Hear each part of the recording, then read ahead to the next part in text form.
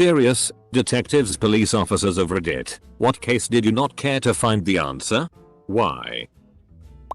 I was a corrections officer and we worked with the police on an almost daily basis. We'd get to chatting and I found, in my experience, cops hated car chases. They hated domestic disputes, but most of all, they hated suicides. I don't think I know a cop who doesn't have a suicide story where they can actually tell the whole thing. Being a cop and a prison CO puts you into contact with some of the lowest forms of human life. People for whom you couldn't shed a tear. But it's the innocent people, the victims of car accidents, suicides and families of victims that really bother us. As a CO, I had a little old lady who take a 4-hour bus ride to come to the prison to speak with her nephew. He was a real piece of shit. But she'd knit him sweaters. Show him the sweaters and say, "I'll put this in the drawer for when you get out." She'd bring him food, which he could eat, and they'd talk and one of the COs would drive her back to the bus station. She broke my heart. It's always the people left behind or those suffering that really get to us. Child porn is the worst in general. It's one of those things where you want the bad guy to go away, but you really don't care to find the evidence. A lady wanted us to come out and investigate because she believes while she was out, 2 people broke into her home and shit in her toilet. Just one of them though. The other was acting as a lookout. Didn't really delve into that one.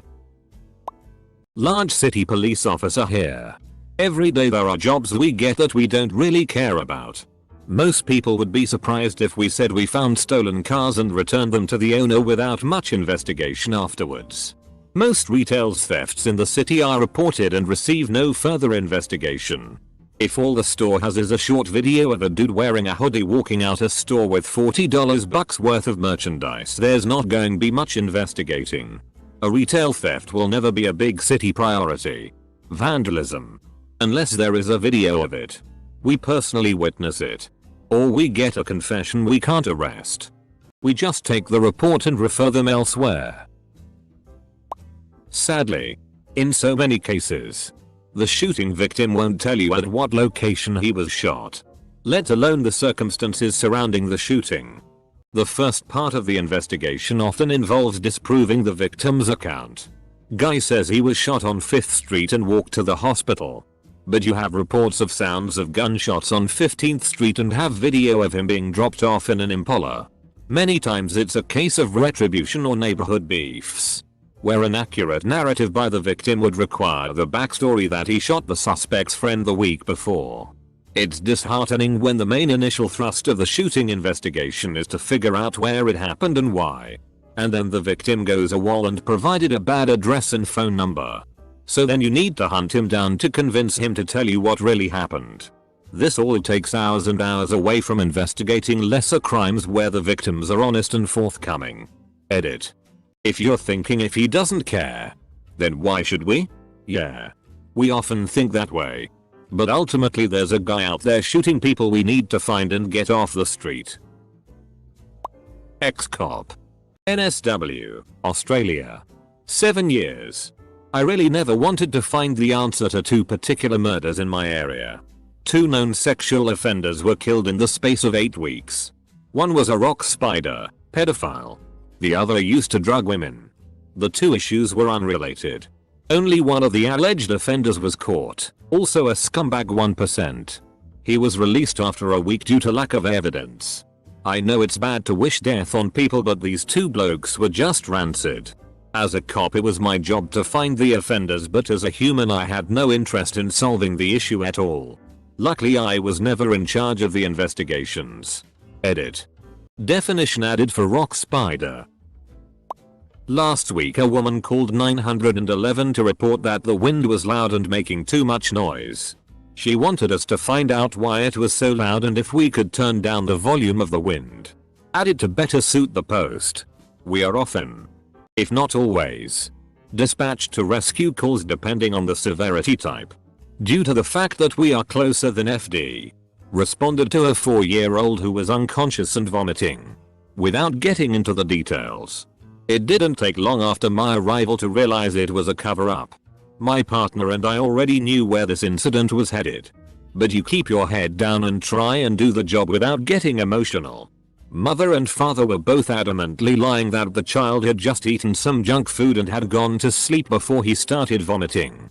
Without getting into the details, investigation revealed that the father was mad at the child for eating some junk food. So he grabbed the child by the ankles and swung him around the house into furniture all over the home, nearly killing him. It's one of those cases that you don't want to investigate, because you know ahead of time what the outcome is going to be, how bad it's going to get. A hooker with a nasty attitude screamed at me for 15 minutes about how a check one of her less scrupulous clients had given her had bounced, considering she didn't know who he was or where we could find him. And we weren't about to set up 24/7 surveillance to identify her John. We told her in no certain terms to next time take cash. I heard once that most thieves will rely on the fact that the general populace believes that somebody else will intervene. From shoplifting to kidnapping, most people who witness a crime will hope somebody else saw it and did something. Personally, I rely on a thief's paranoia that I'm the dude who did. I saw it. I said something. And I will remember. So go ahead and make a scene, dude. I might lose my job, but you stand a chance at losing a little bit more. I'll have plenty of other jobs, but you will only have so many chances. That being said, I once helped these store detectives stop a guy who, once they got him to the back office, had stolen 2 quarts of motor oil and some baby formula. He broke down crying, saying he had a job interview the following Monday and his baby was hungry, and he had to make that interview come hell or high water. We gathered in a room without him and discussed it. Decided to let him go. I think my supervisor even bought the stuff for him. Or maybe I just want to remember it that way. Had a guy report he had been kidnapped and drugged against his will. He had managed to escape and had run across town to evade his captors. I was able to rendezvous with him and bring him back to the station. He told me this grand story about being taken across the county and by people he thought were his family, no less. When I asked him their names and where he had been held, he got all sheepish and said he didn't want to make enemies and just wanted to go home. I started driving him towards his home and dropped him off at a gas station just outside my jurisdiction. Sorry, neighboring detachment. He's your problem now. The case of why I got fired. A co-worker of mine had done something wrong. Nothing horrible, but a mere stupid mistake. I was there at the time, but I did not care. I told him to pay better attention next time and be done with it. But my superiors did not agree. They wanted him gone. So they ordered me to make the facts worse than they actually were. I was supposed to lie for them. I refused on the spot. And they told me that can't harm my career. I said I did not care, and that officers from the Royal Army should not behave in such a way. Before I knew it, they found someone else that lied about what he did and about what I did. As we had no way of disproving what they told people we did, we both got fired without honors. It was done publicly, stripped of rank and honors. We both laughed and walked away. Said this is not the kind of people we wanted to work for in the first place, and that they could go and FCK themselves. We were both military police officers. I got a new job shortly after that and made almost twice the money I did there. Best decision of my life. And I have no regrets for not putting in a false statement. So I decided not to press charges, because we had no way of proving we did not do the things they claimed we did. Not one case or anything, but I would pay a lot of money to get rid of domestic violence if I could, and if I had a lot of money. Some of my worst memories of my time as an officer have to do with those calls. Edit. Deleted a duplicate word. If it wasn't for the NSW Police, Australia, my little boy and I probably wouldn't be alive today. They did, and continue to do, the best they could saving us from my ex. 2 years later. Still living in fear. But we are safer now because of them. Much respect. I hate SIDS. I have had to deal with a few of those in my time as an MP. Car chases are awesome. The first time After that you realize how effing stupid they are. Edit. Also, one time I had to pick up a soldier who had shot his team leader and a friend in Iraq, Afghanistan. It was about a 10-minute drive from where I picked him up. I didn't say anything. I felt if I did I would get too emotional towards him on his actions. So I just kept my mouth shut. Edit. Also, one time I had to pick up a soldier who had shot his team leader and a friend in Iraq, Afghanistan. It was about a 10-minute drive from where I picked him up. I didn't say anything. I felt if I did I would get too emotional towards him on his actions. So I just kept my mouth shut. My uncle was a cop in Florida in the 90s. They were finding dead kids in by the interstate for maybe 5 years or so before my uncle retired. No suspects. Kids abducted within 100 miles or so. At the peak, it'd be one body every 2 months. But usually they found to a year. Never been solved. After he retired, evidence photos in some of those cases got destroyed in a flood. For like 10 years after uncle's retirement, his department would call him when a similar case came through so he'd reproduce the details for them. He stopped responding to those requests at some point. Said he wants to live the rest of his life without seeing another dead child. One lazy Sunday afternoon duty in North London, I got a call to a male going berserk in a residential house. As soon as I entered the house, having been let in by his girlfriend, this chap kicked off. He flew at me and I was forced to use my truncheon to quieten him down. As he lay on the floor. Though I know you. Full stop. He was a member of a well-known 70s English pop group. Hey, this is a first, I thought. Full stop. He then got up and tried to strangle me, and for several minutes, it seemed a lifetime, I was fighting for my life. Luckily the cavalry came in time, and before he knew it, he was covered in police. The London ambulance service arrived and a medical option was given. He's effing mad and someone had the bright idea to restrain him in a spinal restraint. He was put in said restraint and seeing him burst the leather straps was quite disconcerting. Hey ho. We all jumped on him again. Ended all right in the end.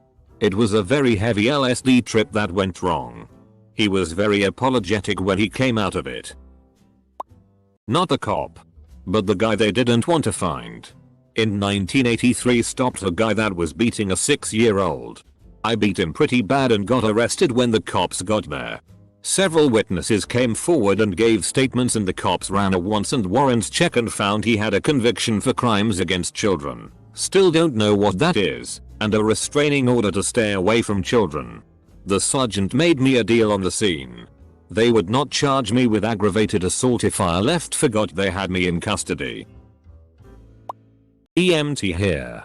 I once responded to a call where a man and his preteen daughter were shot randomly in their own yard. The daughter had a minor flesh wound but the man was shot in the head. He was, surprisingly, still alive, unconscious but still breathing by himself and still had a pulse. We futilely did everything we could as far as pre-hospital medicine goes, but we got him to the hospital alive. My colleague later brought him from the hospital. We brought him to the trauma center about 30 minutes away. Still alive but still super unstable. I'd like to think he lived, but that's pretty unlikely, and even if he did, he probably wouldn't really be alive. Jesus. I take a County Leo exam in a week. After reading some of these stories, part of me hopes I wake up with explosive diarrhea that morning and can't make it. Trust me. My uncle and grandfather were officers and the stories of helping people and families in need far outweigh the bad. They would take us every Christmas to hand out gifts to the poor children along with the EMTs and the FD, and the sheer joy on the faces of the children made up for having to wake up early. If you aren't willing to go above and beyond to make your town a better place, to help those in need, and to bring to justice those who deserve it, you might want to reconsider. If you are, then good luck and Godspeed. This country needs more good people in the force. Don't be scared by the horror stories. It's all just part of the job. Yeah. There's a department that does things with the calls. Yes. We have had that problem here, but in every room we have had 3 supervisors and a manger for a while now to make sure things like that don't happen. Someone hung up on a PD dispatch and we got a call back with them screaming at us about fines and to never do that again. That person learned their lesson. Not one case or anything. But I would pay a lot of money to get rid of domestic violence if I could, and if I had a lot of money. Some of my worst memories of my time as an officer have to do with those calls. Edit. Deleted a duplicate word. Other side of the coin. My house was robbed of something like $5,000 worth of stuff while I was at work. Lived in a shitty part of town so cops patrolled on foot. Substation literally at the other end of my block. Even 2 houses down from a traffic camera. No one saw anything. The detectives took a list of everything. Said they would look into it but they never even came to my house. I had to go to them. I even found fingerprints on the outside of the window they climbed into to unlock my front door that they never came out to collect or check out. I didn't have renter's insurance and I got FK'd for the whole thing. They even kicked the shitty out of my cat. I don't think I'll even call the cops if I ever need them again. I'm not a cop. But I do investigate and enforce against environmental violations. 99% of the time I deal with companies who have environmental staff or attorneys that can address issues and work with us to resolve them. They have deep pockets. And they know they screwed up. Every once in a while though, I get something a little different. A few months back, I got a call from one of our actual cops who had gotten a complaint. Turns out a couple of Amish guys had decided to open a sawmill. They got a hold of an old steel tank. Had someone weld a chimney on it and torch a hole for a door. They used it to burn all of their wood scraps, branches, bark, waste pieces etc. Unfortunately, the property they were doing it on was across the street from some jerk who complained. So I had to investigate. I dragged my feet for a while because I knew that once I found a violation, operating an unpermitted emission source, I would have to act on it. But I can't sit on things forever so I had to go out there. We explained everything to the gentlemen, who were confused but very nice about the whole situation. Unfortunately our legal folks were fine with waiving any penalties so long as they stopped doing what they were doing. I really hope I didn't put those guys out of business.